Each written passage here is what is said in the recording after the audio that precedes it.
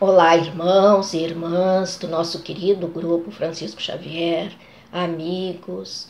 Vamos então dando continuidade a este trabalho que está sendo realizado pela nossa Casa Espírita, fazendo uma leitura do Evangelho segundo o Espiritismo, fazendo leituras de livros, para que nós possamos manter essa conexão, né? Através desse pensamento elevado. Então, abrindo o nosso Evangelho segundo o Espiritismo, nos caiu no capítulo 17, a leitura do item 8, que tem como título A Virtude. A virtude, no seu mais alto grau, comporta o conjunto de todas as qualidades essenciais que constituem o homem de bem. Ser bom, caridoso, laborioso, moderado, modesto, são qualidades do homem virtuoso. Infelizmente, elas são com frequência acompanhadas de pequenas enfermidades morais, que as desonram e as atenuam. Aquele que exibe a sua virtude não é virtuoso, uma vez que lhe falta a qualidade principal, a modéstia, e tem o vício mais contrário, o orgulho. A virtude verdadeiramente digna daquele nome não gosta de se exibir. É adivinhada, mas se oculta na obscuridade e foge da admiração das multidões. São Vicente de Paulo era virtuoso. O cura d'Ars era virtuoso. E muitos outros poucos conhecidos do mundo, mas conhecidos de Deus. Todos esses homens de bem ignoravam eles mesmos que eram virtuosos. Se deixavam ir na corrente de suas santas inspirações e praticavam o bem, com um desinteresse completo e um inteiro esquecimento de si mesmos. É a virtude assim compreendida e praticada que eu vos convido, meus filhos. É a essa virtude verdadeiramente cristã e verdadeiramente espírita que eu vos convido a vos consagrar. Mas afastai dos vossos corações o pensamento do orgulho, da vaidade, do amor próprio, que desonram sempre as mais belas qualidades. Não imiteis esse homem que se coloca como modelo e glorifica ele mesmo as próprias qualidades, a todos os ouvidos complacentes. Essa virtude de ostentação oculta frequentemente uma multidão de pequenas torpezas e odiosas vilezas. Em princípio, o homem que exalta a si mesmo, que eleva uma estátua à própria virtude, aniquila só por esse fato todo o mérito efetivo que possa ter. Mas que direi daquele em que todo valor está em parecer o que não é? Quero admitir que o homem que faz o bem sente no fundo do coração uma satisfação íntima, mas desde que essa satisfação se exteriorize para recolher elogios, degenera em amor próprio. Ó vós a quem a fé espírita reaqueceu com seus raios e que sabeis quanto o homem está longe da perfeição, não vos entregueis a semelhante insensatez. A virtude é uma graça que eu desejo a todos os espíritas sinceros. Mas eu lhes direi, mais vale menos virtude com a modéstia do que muitas com orgulho. Foi pelo orgulho que a humanidade, foi por orgulho que as humanidades sucessivas se perderam. E é pela humildade que elas um dia deverão redimir-se. Essa mensagem veio de François Nicolas Madeleine, Paris, 1863. Então, meus irmãos, quantos trabalhadores anônimos fazendo bem de uma forma humilde, caridosa, verdadeira, e quantos outros, às vezes, ainda mostrando aquele sentimento orgulhoso, aquela vaidade, não só nos trabalhadores espíritas, mas em toda a nossa sociedade. Muitas pessoas querendo mostrar o que não são, né? Usando essa máscara social para aparentar uma coisa que não é realmente. O que nós somos realmente?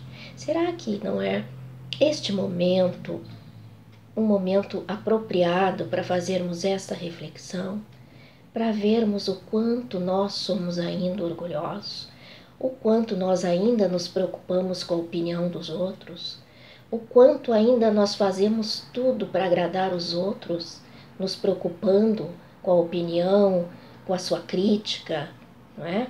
Alimentando a nossa vaidade, alimentando o nosso orgulho. Quanto nós temos que fazer de reflexões acerca desse tema? O espírita verdadeiro é simples.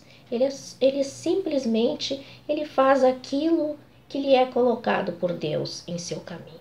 Fazer o bem sem ostentação, como diz aqui. Fazem o bem de forma anônima. Trabalham em prol do outro. Fazem simplesmente a caridade. Oram todas as noites e agradecem pelo dia que tiveram, agradecem por tudo que têm. Quantas pessoas fazem isso? Será que nós fazemos tudo isso? Será que nós somos tão simples, amorosos, verdadeiros como nós gostaríamos de ser? Será que por trás de tudo isso ainda não existe uma sombra imensa, não é, no nosso inconsciente, com tantas imperfeições que ainda devemos trabalhar? Será que o nosso ego ainda é tão grande, não é? Que ainda não consegue enxergar, não é, aquilo de bom e verdadeiro que existe dentro de cada um de nós? Será que não é este momento de isolamento para fazermos esse confronto conosco mesmos, com os nossos defeitos, com a nossa intolerância, com a nossa raiva, com a nossa inveja? Quando nós olhamos para isso, nós não gostamos muito do que vemos.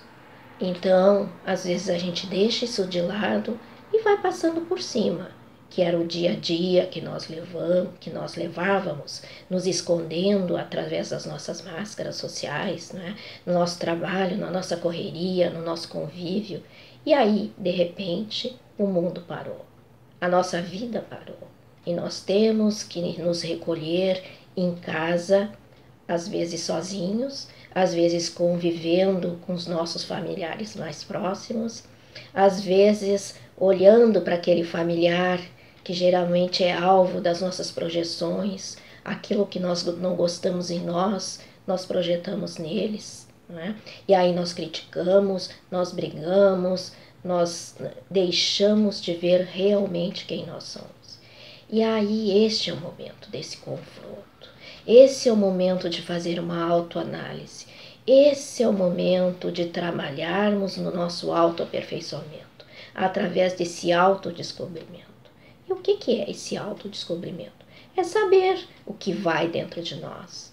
É reconhecer os nossos pensamentos, é olhar o que precisa ser mudado em nós, o que precisa ser trabalhado em nós, o que ainda nesses anos todos de trabalho em casa espírita, de estudo, não é?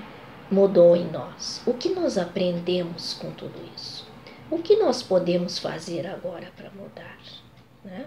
Como é que nós vamos aproveitar esse tempo isolados em casa? Como é que nós vamos praticar a caridade que nós falamos tanto? E às vezes nós nos preocupamos em fazer uma caridade de forma material ou de uma outra forma, que não é simplesmente fazer aquilo que está ao nosso alcance, aquilo que Deus colocou ao nosso lado. É ali que nós temos que trabalhar a caridade. Em primeiro lugar, com a nossa família. Depois, nós, através da prece, que tem um poder incalculável, levarmos essas vibrações fortes, positivas, para toda a humanidade, para todos aqueles que estão precisando de ajuda. Às vezes nós pensamos como nós gostaríamos de estar num trabalho, na linha de frente, fazendo alguma outra coisa, mas não nos é possível. Então, o que nos é possível no momento?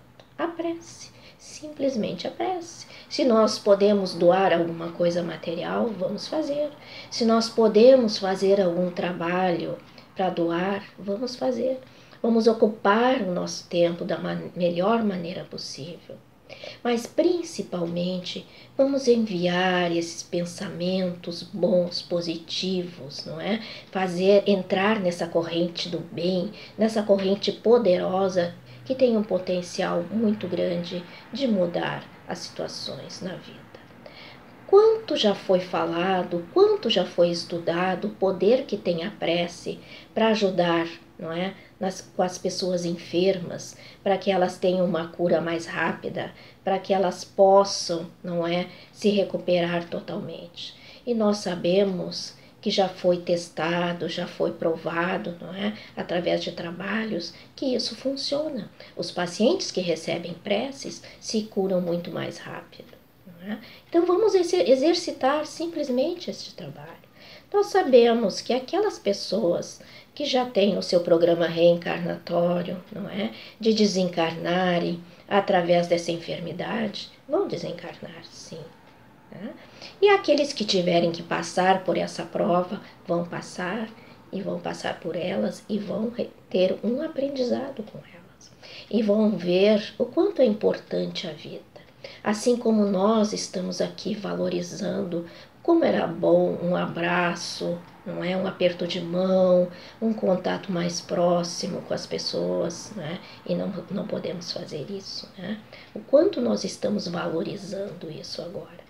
O quanto nós já estávamos nos acostumando a um contato virtual e agora nós percebemos neste momento que tem que ser assim mesmo, né? Mas nós gostaríamos que fosse diferente. Então, esse é o trabalho.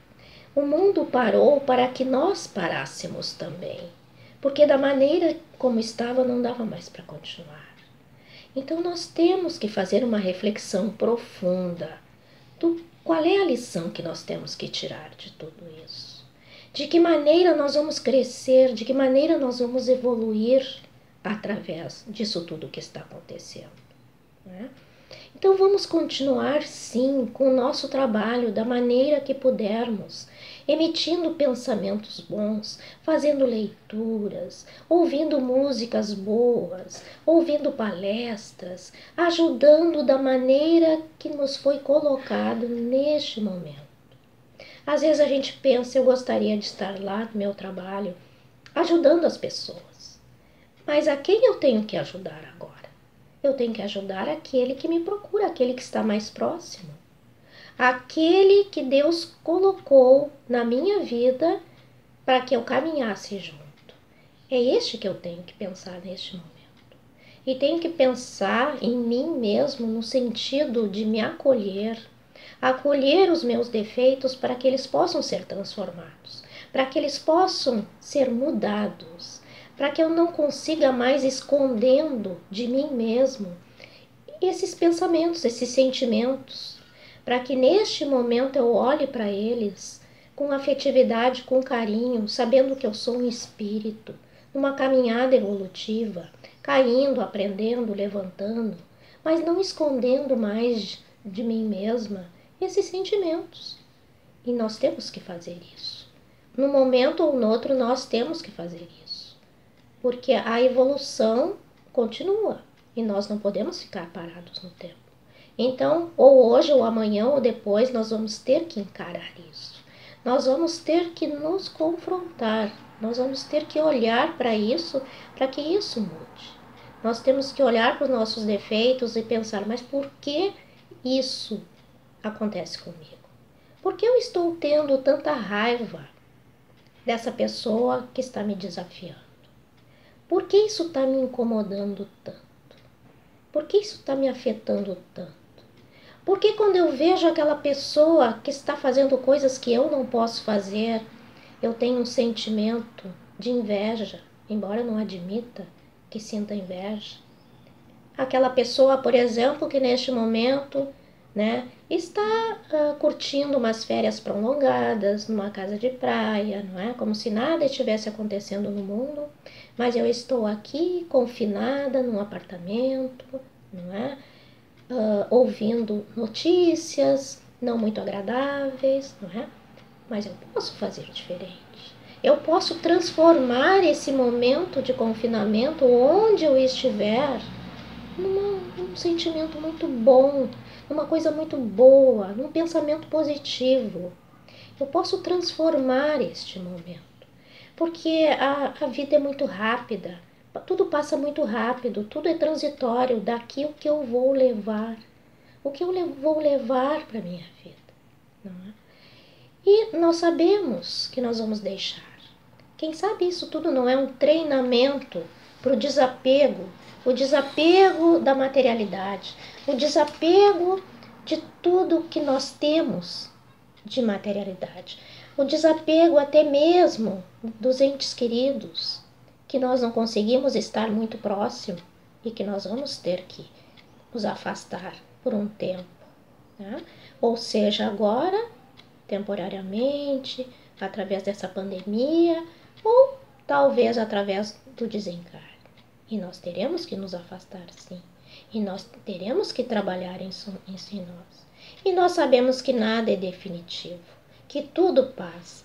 E aqueles espíritos que se amaram verdadeiramente aqui na Terra vão continuar em outro orbe, na erraticidade, na espiritualidade. Então, esse sentimento continua para sempre. E o reencontro sempre vai acontecer entre aqueles que se amam verdadeiramente. Então é este momento de nós pensarmos, né? Pararmos de ter medo da morte. Nós sabemos que a morte é certa para todos nós, mas nós ainda temos medo. Temos medo do desconhecido. Aparentemente desconhecido, nós estudamos tanto que a vida continua após a morte, mas ainda temos medo. Temos medo de como vai ser depois. Temos medo de nos afastar dos nossos entes queridos. Temos medo de deixar os nossos bens materiais, aquelas coisas que nos apegamos. Então, irmãos queridos, este é o momento dessa reflexão profunda que nós temos que fazer, para que neste momento nós sejamos mais felizes, mais tranquilos, né? Confiantes em Deus, trabalhando, exercitando essas virtudes que já existem dentro de nós. Só elas precisam ser despertadas em nós. Amados irmãos, que todos fiquem bem neste momento, que todos possam aprender um pouco mais através do que está sendo transmitidos, dessas mensagens simples, singelas, não é? Através dessas pequenas palestras, dessas pequenas falas do nosso grupo espírita Francisco Xavier.